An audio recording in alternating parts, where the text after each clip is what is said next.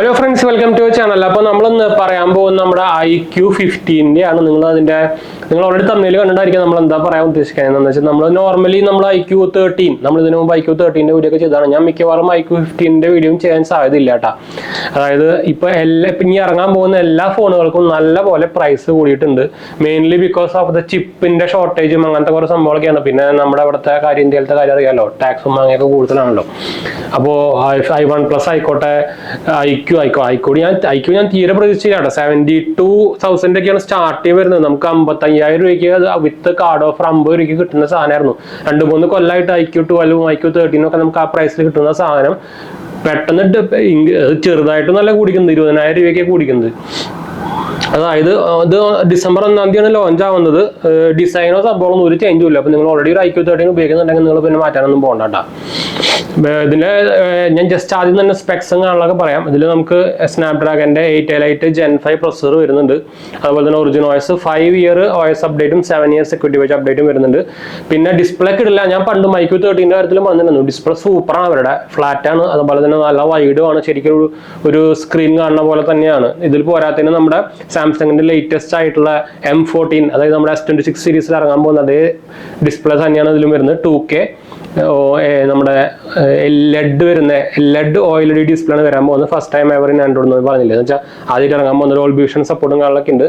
നമുക്ക് പിന്നെ ഇതിൽ Q3 ചിപ്പ് വരുന്നുണ്ട്, ഹൈ പെർഫോമൻസ് സംഭവത്തിനൊക്കെ.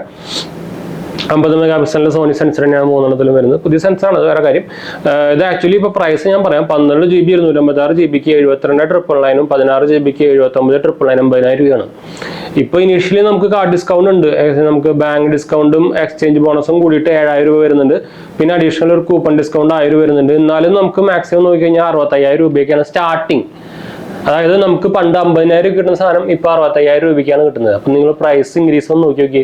അപ്പോൾ ഈ പ്രൈസിന് ഞാൻ ആക്ച്വലി തീരെ റെക്കമെൻഡ് ചെയ്യില്ല iQ15 വാങ്ങിക്കാൻ. എന്താ വെച്ചാൽ iQ എന്ന് പറയുന്നത് അവർ ആ മോഡൽ ഹിറ്റ് ആവാൻ തന്നെ കാരണം ഒരു 50 രൂപ റേഞ്ചിൽ നല്ല പെർഫോമൻസും നമ്മുടെ OnePlus ഒക്കെ പണ്ട് ലോഞ്ച് ചെയ്തില്ലേ, പണ്ട് എന്താ വെച്ചാൽ ഒരു ഫ്ലാഗ്ഷിപ്പ് കില്ലർ എന്നൊക്കെ പറഞ്ഞൊരു സാധനത്തിൽ ആ റേഞ്ചിൽ വരുന്ന മോഡൽ ആയതുകൊണ്ടാണ് OnePlus ഒക്കെ ഹിറ്റ് ആവാൻ കാരണം. അതേ മോഡൽ തന്നെയായിരുന്നു iQന്റെ ഫ്ലാഗ്ഷിപ്പ് സീരീസും.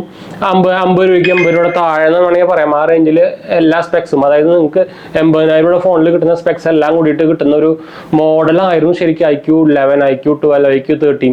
പക്ഷേ ഈ പ്രൊസസ്സർ കൂടി അതിന്റെ പരിപ്പളകി കിട്ടി. ഓൾമോസ്റ്റ് നമ്മുടെ ബാക്കി എല്ലാ മോഡൽസിന്റെയും പ്രൈസ് സെയിം ആയി. നമ്മുടെ OnePlus 15 ആയിക്കോട്ടെ, എല്ലാത്തിനും ഇപ്പോൾ ഒപ്പോന്റെ ആയിക്കോട്ടെ, എല്ലാം പ്രൈസ് കൂടിയത് വേറെ. ഒപ്പോന്റെ തന്നെ പ്രോനൊക്കെ 1,10,000 രൂപയാണ്.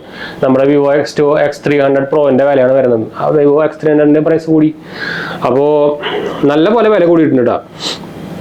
അപ്പോൾ തീരെ ജസ്റ്റിഫൈ ചെയ്യാൻ പറ്റാത്തൊരു സംഭവമാണ്. പ്രത്യേകിച്ച് അതുകൊണ്ടാണ് ഞാൻ നമ്മുടെ ഈ വീഡിയോയിൽ മെയിൻ തമ്മിലുള്ള തന്നെ ഇടാൻ കാരണം. അല്ലാണ്ട് ഫോൺ പൊട്ടായിട്ടല്ല, ഫോൺ കിടിലം തന്നെയാണ്. അത് നമ്മുടെ iQ13 ആയാലും ഫോൺ കിടിലം തന്നെയാണ്. പക്ഷേ നമുക്ക് ഈ പ്രൈസിന് ഈ സാധനം തീരെ വെറുത്തല്ല. അത് 72,000 രൂപയ്ക്കൊക്കെ ആണെങ്കിൽ നിങ്ങൾ പിന്നെ പറയേ വേണ്ട. എന്താ പറയുക, ഇപ്പം നിങ്ങൾ വാങ്ങിക്കാൻ പോയി കഴിഞ്ഞാൽ നിങ്ങൾക്ക് എന്തോ 1 ഇയർ എക്സ്ട്രാ വാറണ്ടിയും അതുപോലെ തന്നെ അങ്ങനത്തെ സംഭവങ്ങളൊക്കെ അറ്റ്ലീസ്റ്റ് കിട്ടുന്നുണ്ട് 65,000 രൂപയ്ക്ക് സ്റ്റാർട്ടിങ്. എന്നാലും വെറുത്തല്ല എന്ന് തന്നെ ഞാൻ പറയുള്ളൂ. പക്ഷേ ഈ പ്രൈസിന് നിങ്ങൾക്ക് ഈ iQന്റെ മോഡൽ വാങ്ങിക്കേണ്ട ആവശ്യമില്ല. നിങ്ങൾക്ക് അറിയാവുന്ന പോലെ തന്നെ iQ എന്ന് പറഞ്ഞാൽ ഒരു ഗെയിമിംഗ് ബ്രാൻഡാണ്, പെർഫോമൻസ് ഓറിയന്റഡ്. അവരൊരു ബഡ്ജറ്റ് കാറ്റഗറിയിൽ നമ്മുടെ വിവോന്റെ സബ് ബ്രാൻഡ് ആണല്ലോ. അപ്പോൾ അവർക്ക് ക്യാമറ സീരീസിൽ X സീരീസ് ഇറക്കിയ പോലെ ഒരു ഗെയിമിംഗ് സെൻട്രിക് ആയിട്ട് ഒരു സെപ്പറേറ്റ് ബ്രാൻഡ് പോലെ ഇറക്കിയ പരിപാടിയിലാണ്. അതായത് ബഡ്ജറ്റ് കാറ്റഗറിയിൽ നമുക്ക് ഹൈ പെർഫോമൻസ് ഒരു മോഡൽ കിട്ടണമെങ്കിൽ നമുക്ക് iQന്റെ ഫോൺ, അങ്ങനെയാണ് അത് ഫേമസ് ആയത്. പക്ഷേ ഇതിപ്പോൾ ഒരു സംഭവം മാറി തുടങ്ങി. ഇതിപ്പോൾ iQന്റെ ഫോൺ നമുക്ക് ഇത്രയും പ്രൈസ് കൊടുത്തിട്ട് വാങ്ങിക്കേണ്ട ആവശ്യമില്ല. അതെന്ന് വെച്ചാൽ എന്താ പറയാ അതിന്റെ സെഗ്മെന്റ് മാറിപ്പോയി. iQ15 വന്നതോടുകൂടി പ്രൈസ് റിവീൽ ആയതോടുകൂടി ഞാൻ തീരെ പ്രതീക്ഷിച്ചില്ല. മാക്സിമം ഞാൻ 65,000 രൂപ വിത്ത് കാർഡ് ഓഫർ 55,000 രൂപയ്ക്ക് കിട്ടുന്നൊക്കെ പ്രതീക്ഷിച്ചു. പക്ഷെ ഇത് ഒരു 1.5 കൂടുതലായി പോയി. അപ്പോൾ തീരെ റെക്കമെൻഡ് അല്ല കേട്ടോ. പിന്നെ അപ്പോൾ നിങ്ങൾ വീഡിയോ ഇടണമെന്ന് നോക്കുന്നതെന്ന് വെച്ചാൽ ആൾക്കാർക്ക് വീഡിയോ ഇടണമല്ലോ, അതിനുവേണ്ടി ചിലപ്പോൾ ആൾക്കാർ വാങ്ങിക്കുന്നുണ്ടായിരിക്കും. പിന്നെ കുറേ പേർക്ക് റിവ്യൂണിട്ടൊക്കെ കിട്ടുന്നുണ്ട്, നമുക്ക് റിവ്യൂണിട്ടും കാര്യങ്ങളൊന്നും കിട്ടാറില്ല. അതുകൊണ്ട് തന്നെ അല്ലാതെ സാധാരണ നമ്മുടെ വീഡിയോ ഇടാൻ എന്താ പറയുക, കണ്ടന്റ് ക്രിയേറ്റേഴ്സിന് അങ്ങനത്തെ സംഭവം നിങ്ങൾ നോക്കണ്ട.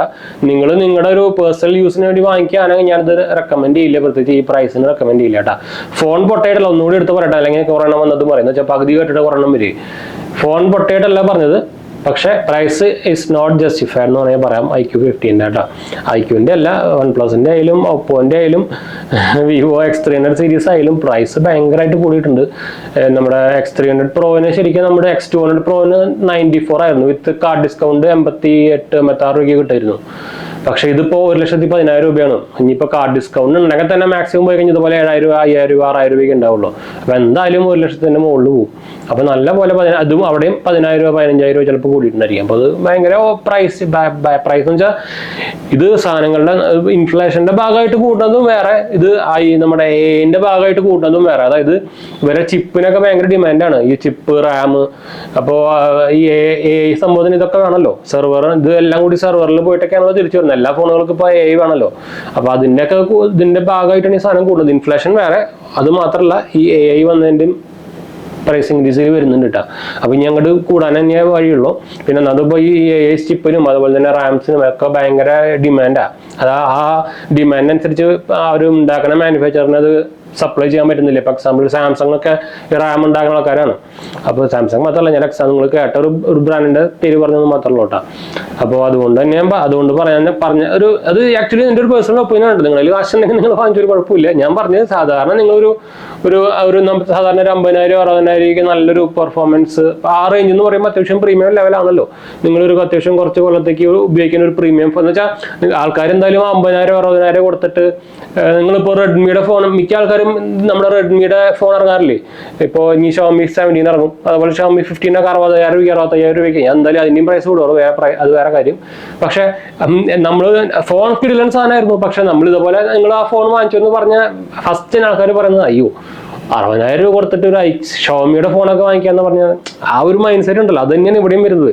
എന്നുവെച്ചാൽ നമ്മളൊരു ബഡ്ജറ്റ് ബ്രാൻഡിന്റെ ഫോൺ ഒരു 60,000, 65,000, 70,000 രൂപയ്ക്ക് കൊടുത്തിട്ട് വാങ്ങിക്കാന്ന് പറയുമ്പോൾ എന്ന് വെച്ചാൽ നമുക്ക് വേറെ ഓപ്ഷൻസ് ഉണ്ട് ആ പ്രൈസ് റേഞ്ചിൽ.